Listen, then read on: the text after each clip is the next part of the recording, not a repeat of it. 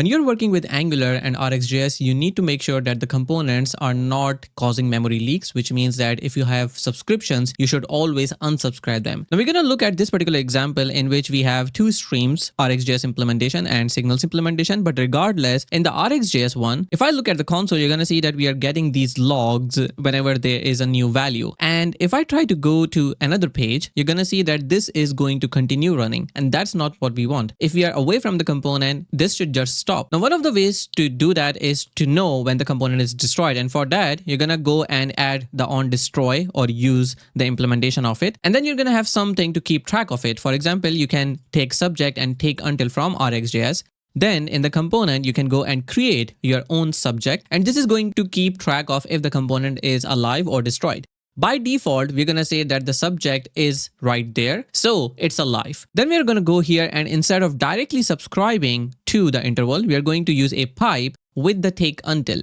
And inside that, we are actually giving this destroy, which means that this subscription is going to run until this particular subject is destroyed or completed or finished, so to say. And since this subject is alive at the moment, this is going to continue working with that. However, when the component is destroyed, I want to flip the switch and say, okay, this is done. This subject is completed. So for that, since we are already implementing on destroy, we are going to add ng on destroy. And inside that, we are going to pass a new value to destroy. And we are going to mark this as completed. When this is completed, this subscription would automatically end. Now we're going to test it. So now if I refresh the page, you're going to see that we are still going to see those logs every 2 seconds. And if I try to go to another page, you will see that the log is not there anymore because the component is destroyed and hence the subscription has ended. If I go back to the component, you can see that this would start again, which is what we wanted. However, there's a nicer way to do this in which you don't have to even maintain your own custom subject. For that, what you can do is instead of using this take until with a custom subject, you can actually use something directly from Angular core, which comes under the RxJS interop. So you can type take until destroyed, which comes from Angular core RxJS interop. And once you do so, you're going to notice that it automatically is imported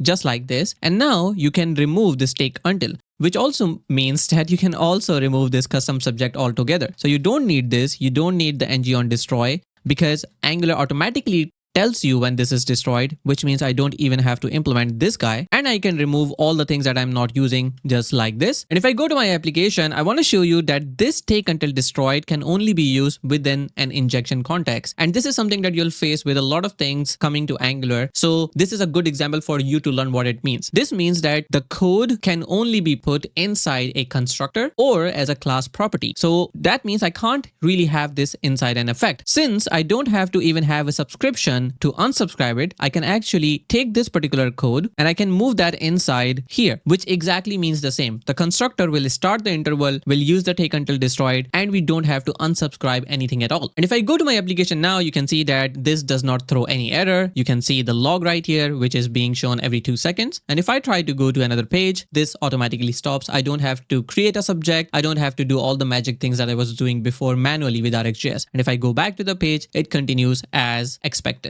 So I hope you found this useful. The code that I showed you is actually part of an upcoming book that I'm working on, which is based on Angular signals. This particular technique is not part of the book, but a lot more is there. So I want you to check out the link of the newsletter in the description so you can subscribe to it. And whenever the book publishes, I'm going to send an email to you so you can get your hands on it. And with that said, don't forget to give a like to this video and subscribe to the channel for more videos. And as always, happy coding. I'm going to see you in the next one.